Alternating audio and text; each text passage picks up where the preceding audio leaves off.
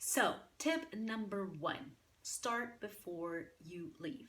Before you make your move physically, and once you have decided you are going to move and where you're going to move to, start making friends online. There are tons of groups on Facebook, on Instagram. There are people you can follow who are there and are giving tips and etc. And you can start connecting with these people and making and interacting with them and making as many connections as possible, because some of these connections will gel and will create friendships, others won't. So as many people as you can connect, the better.